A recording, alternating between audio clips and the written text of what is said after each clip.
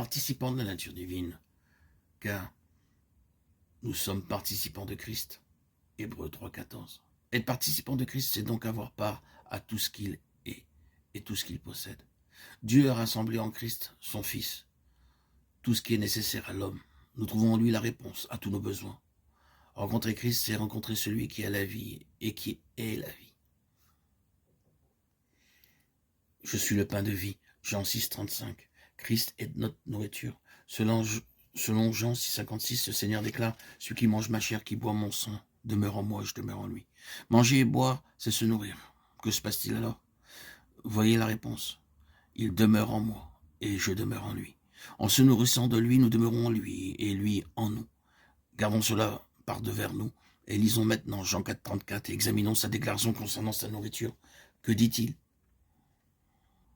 Ma nourriture est de faire la volonté de celui qui m'a envoyé, d'accomplir son œuvre. Nous avons là le secret de sa vie avec le Père. Pour lui, se nourrir, s'alimenter, consistait à faire la volonté de Dieu. Je suis le bon berger, Jean 10,11. Le bon berger prend soin de son troupeau, il le nourrit, le conduit. Nous avons vu que Christ est notre pain de vie, mais il désire non seulement nous apprendre à nous nourrir de lui, mais également être conduit par lui.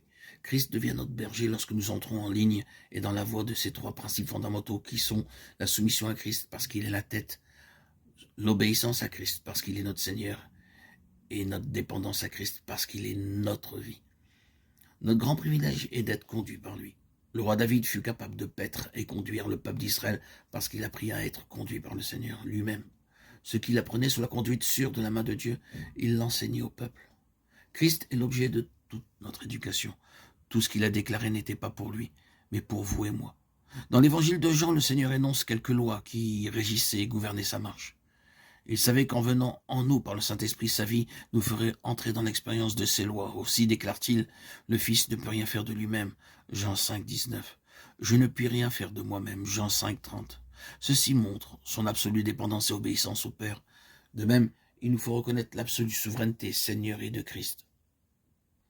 Et alors que nous nous plaçons sous son autorité, nous permettons à l'Esprit de nous apprendre cette conduite et cette marche par l'Esprit en demeurant en lui. L'une des grandes leçons quand nous apprenons la marche par l'Esprit est celle de discerner la vie en nous, en ce qu'elle nous dit, quand elle nous approuve ou désapprouve. Savoir ce que dit la vie est l'une des marques de la maturité spirituelle. Si le Seigneur est dans une chose considérée, la vie suscitera de l'ouverture dans notre esprit. Nous enregistrerons un sens de vie, nous serons approuvés, une liberté grandissante pour cette chose, une assurance, une certitude nous seront donnés par la vie.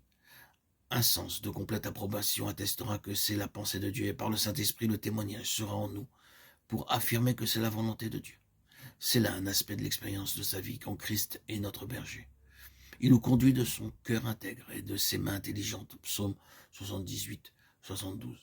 Car la pensée de la chair, c'est la mort, mais la pensée de l'esprit, vie et paix. Romains 8, 6.